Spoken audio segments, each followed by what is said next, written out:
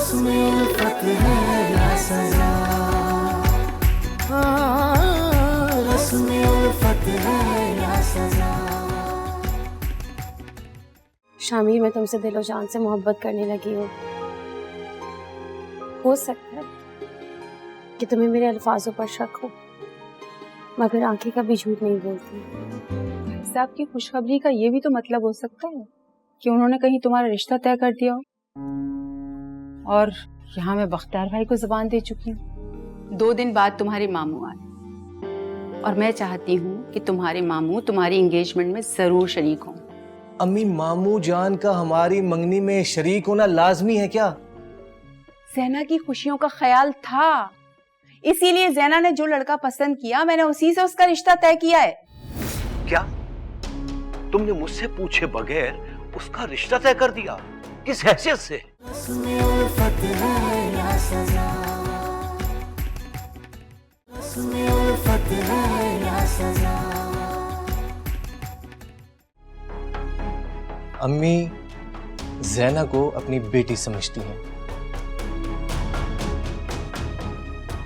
एक माँ होने की हैसियत से इनको इतना हक तो हासिल होना चाहिए ना।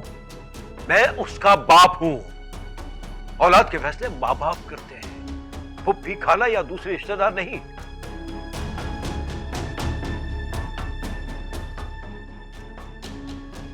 राशिदा, अगर तुम्हें ज़ैना इतनी पसंद थी तो तुमने आरेस से उसका रिश्ता क्यों नहीं तय किया?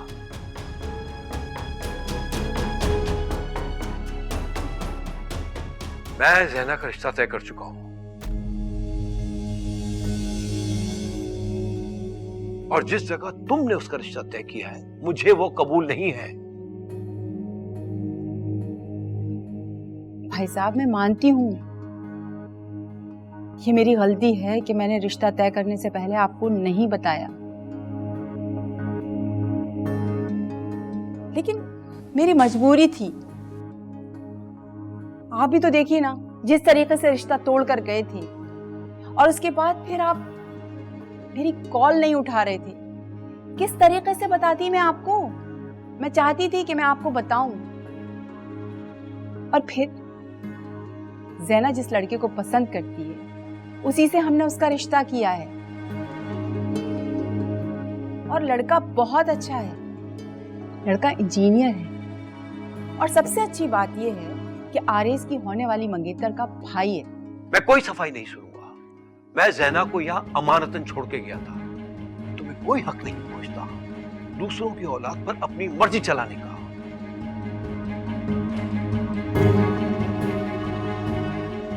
मेरी माँ को कसूरवार ठहराने से पहले अपनी बेटी से तो पूछिए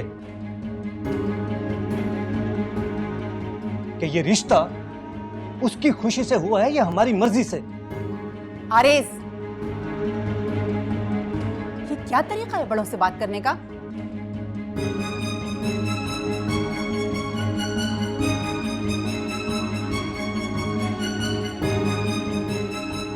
आई एम सॉरी अम्मी जान।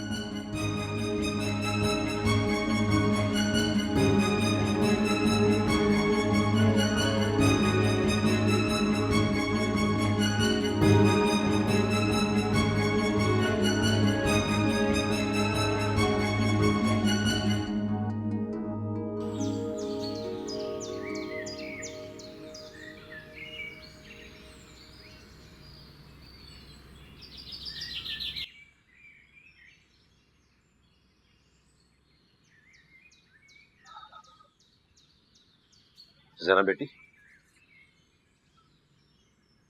देखो बेटा, जो होना था वो हो गया। अब जल्दी से तैयारी कर लो, आज शाम की हमारी इस्लामाबाद की फ्लाइट है।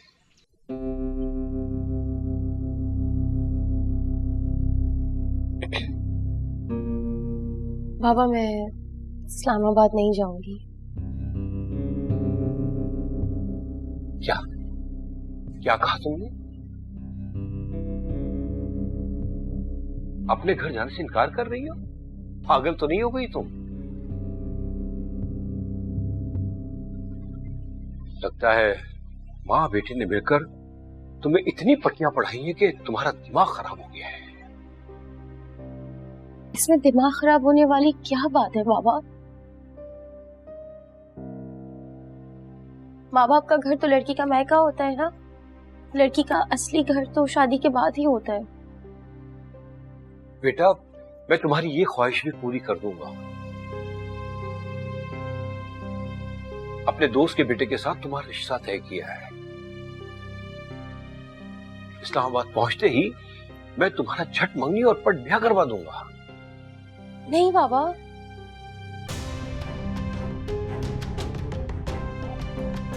मैं वहीं शादी करूंगी जहां फूफो मेरी बात तय कर चुकी है।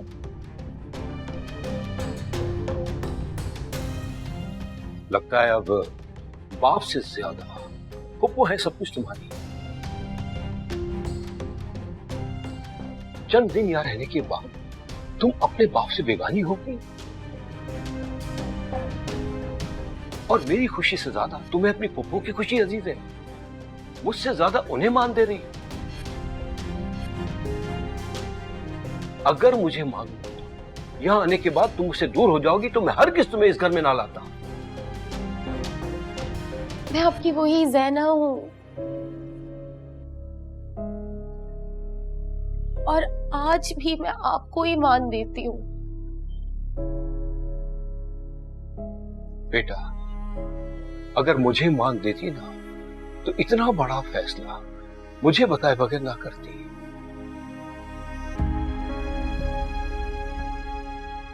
इतनी बड़ी हो गई है कि बाप भी छोटा लगने लगा। प्लीज बाबा ऐसी बातें मत करें, तकलीफ हो रही है मुझे।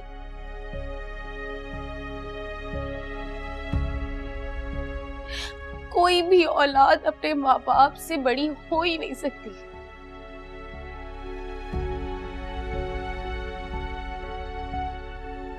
मैं जानती थी कि आप मेरे फैसले पर खुश नहीं होंगे, इसीलिए मैंने आपको कुछ भी फोन पर नहीं बताया। मगर मुझे इस बात का भी यकीन था कि मैं आपको मना लूंगी। तुम्हारी यकीन की तरह ये रिश्ता भी झूठा है, जिसको मैं हरगिज़ नहीं मानूंगा।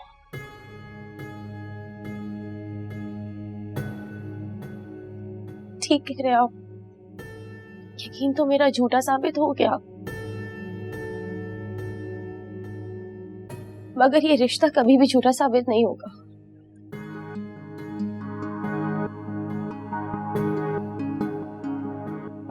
मैं प्यार करती हूँ शामिर से, शादी करना चाहती हूँ उससे। दो दिन के बाद फूफो ने हमारी मंगनी तय की है। तुम्हारी मंगनी इस लड़के से तब होगी जब तुम यहां रहोगी। समझ लो कि आज के बाद इस घर से और इस शहर से तुम्हारा ताल्लुक खत्म।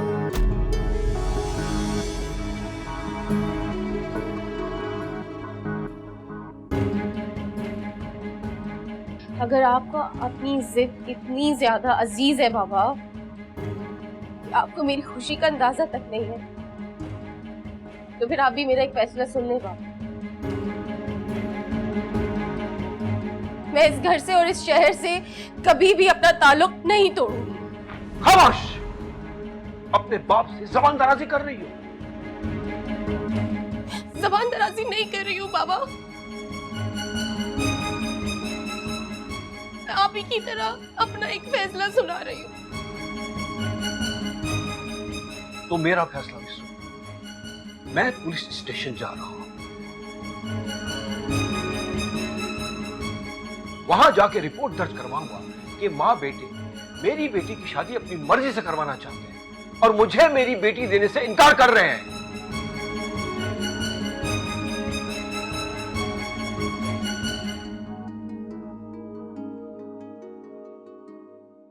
आपकी जिद ने आपकी सोच को बहुत छोटा बना दिया है।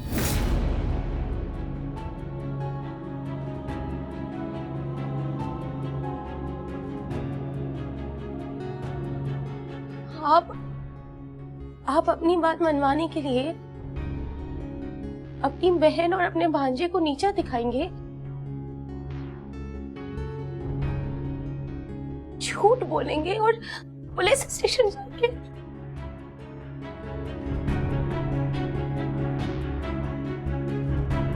मुझे यकीन नहीं आ रहा। जब पुलिस इस घर में आएगी ना, तब खुद ब खुद तुम्हें यकीन आ जाएगा। तो फिर ठीक है, अगर ऐसा हुआ तो उसके बाद आपका और मेरा रिश्ता हमेशा हमेशा के लिए खत्म हो जाएगा।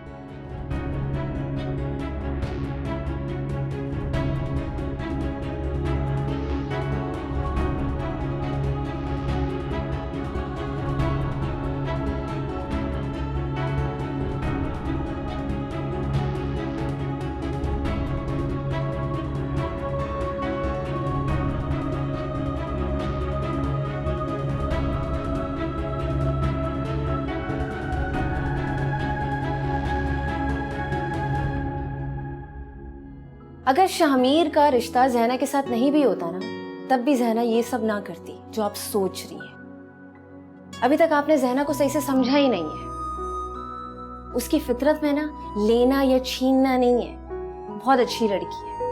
वो अपनी बेटी के मामले में खुद मुख्तार है।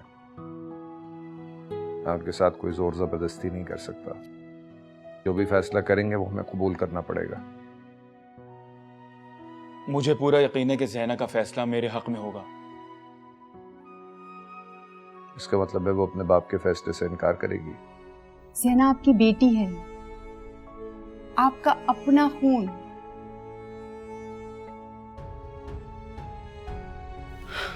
आपने किसी को जबान दे दी। आपके लिए तो ज़ैना की खुशियां अजीज होनी चाहिए। उसमें उल्फत है या सजा, उसमें उल्फत है या सजा।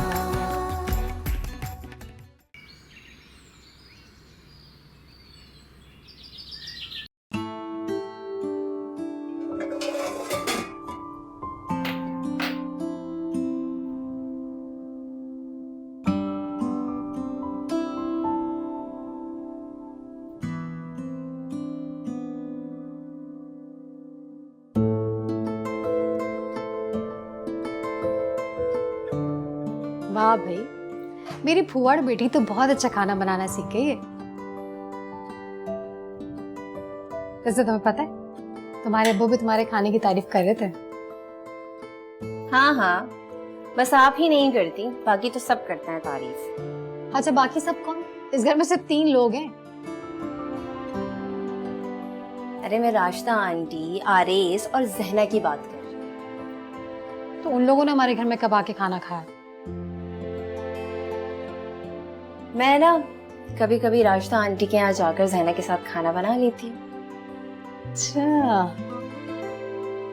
वैसे ये बताओ, ज़ैना के अब्बू दुबई से कब आ रहे हैं?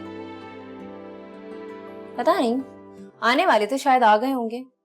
आपको किसने बताया? तुम्हारे अब्बू बता रहे थे। बल्कि वो तो ये भी बता रहे थे कि उनके आने के बाद ही मंगनी की रस्म होगी। वैसे नवीन, कितना अच्छा हो गया जो ज़ैना का रिश्ता शामिर से तय हो गया है। वो दोनों एक दूसरे को चाहते भी बहुत हैं। मैं इस लिहाज से नहीं कह रही हूँ। ज़ैना की वजह से जो मुझे डर था, अब वो खत्म हो गया है।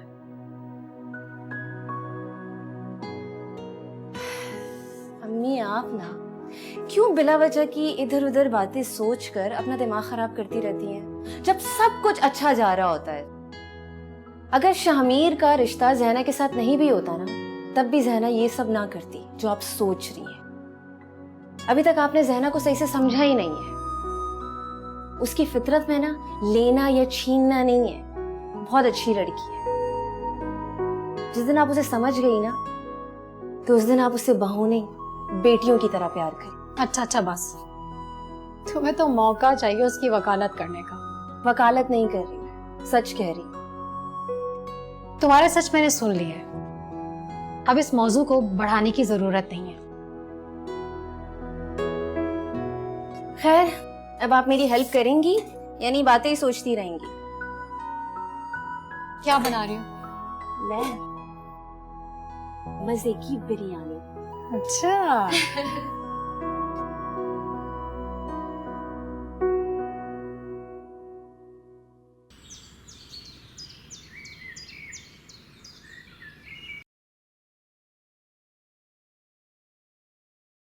अंकल अंकल आप ज़ैना के अब्बू से बात करें। आप बड़े हैं, मुझे पूरा यकीन है कि वो आपकी बात मान जाएंगे। बेटा मैं उनसे बात जरूर कर लूंगा, मगर वो अपनी बेटी के मामले में खुद मुख्तार हैं। मैं उनके साथ कोई जोर जबरदस्ती नहीं कर सकता। जो भी फैसला करेंगे वो हमें कबूल करना पड़ेगा। मुझे पूरा यकीन है कि ज़ैना का फैसला मेरे हक में होगा। इसका मतलब है वो अपने बाप के फैसले से इनकार करेगी? जी, इसलिए कि ज़ैना जानती है कि ज़ैना के अब्बू का फैसला जिद की बुनियाद पर है। कैसी जिद?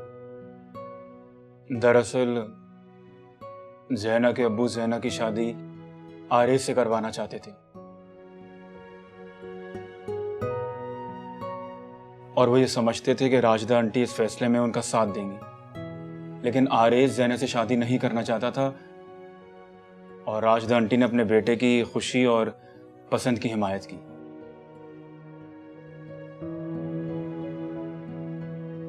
बस इसी वजह से वो दोनों से बदज़न हो गए और वापस चले गए थे। अब वो ये समझते हैं कि ये रिश्ता उन दोनों ने करवाया है, इसी वजह से वो इस रिश्ते से इनकार कर रहे हैं। और एक बात और अंकल, वो ज़ैना का रिश्ता अपने दोस्त के बेटे से तय कर चुके हैं।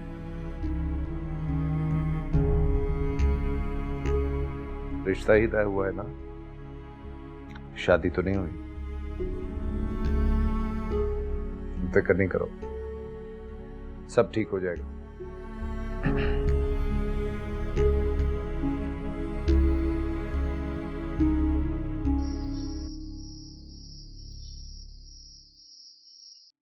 भाई साहब प्लीज, आप भी ज़ैना की खुशी में खुश हो जाइए ना। मेरी जबान का क्या होगा जो मैंने अपने दोस्त को दी है? मुझे अंदाजा नहीं था कि ज़ैना इतनी खुशसर हो जाएगी, वरना मैं अपने दोस्त को कभी जबान नहीं देता। मैं मानती हूँ कि ज़ैना का रिश्ता करने से पहले हमने आपको बताया नहीं, हमारी गलती है। लेकिन आप भी तो सोचिए, ज़ैना आपकी बेटी है, आपका अपना खून।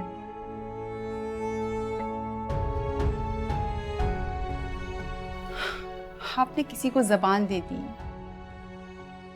आपके लिए तो ज़ैना की खुशियां अजीज होनी चाहिए।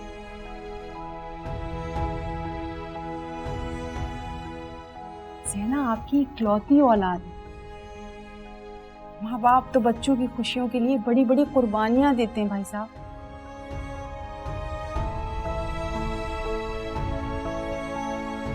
प्लीज आप एक शफीक बाप बनकर सोचेंगे ना तो एक अच्छा फैसला कर पाएंगे। प्लीज भाई साहब।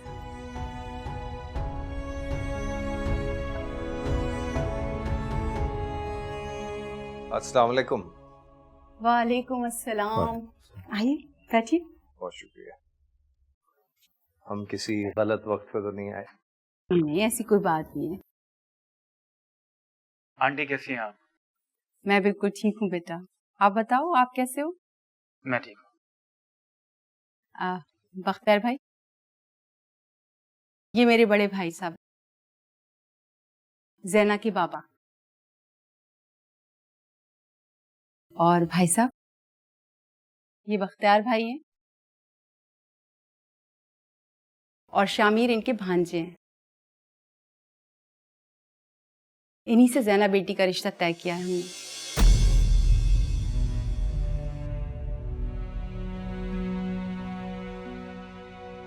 अंकल कैसे हैं आप? मैं ठीक हूं।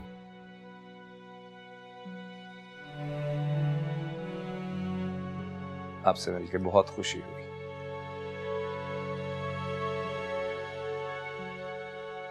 अगर आप बुरा ना माने तो एक बात करना चाहूंगा।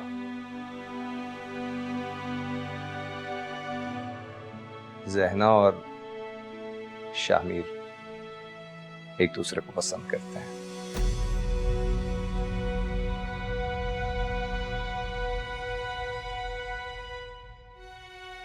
जब लड़का लड़की राजी हैं तो उनका बड़ा होने के नाते हमें भी उनकी खुशी में रजामंद हो जाना चाहिए।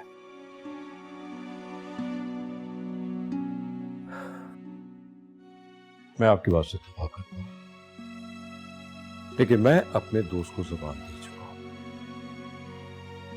और मैं उससे पीछे नहीं हट सकता।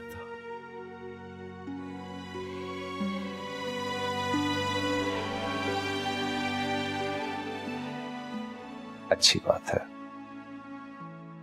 आपकी जबान की कदर, उसकी अहमियत अपनी जगह लाजिम है, लेकिन फिर भी मैं दरख्वास्त करना चाहूंगा कि अगर आप बच्चों की खुशी को मद्देनजर रखते हुए एक बार फिर सोच लें।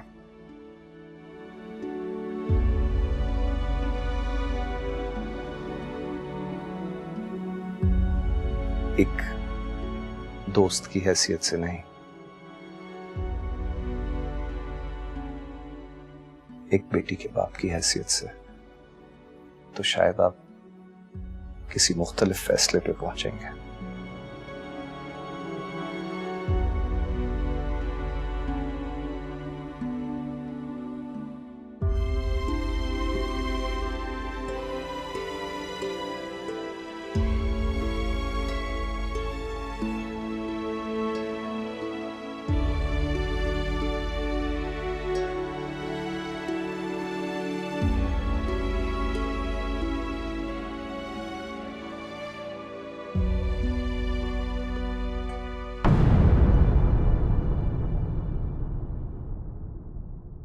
उसमें उल्फत है या सजा,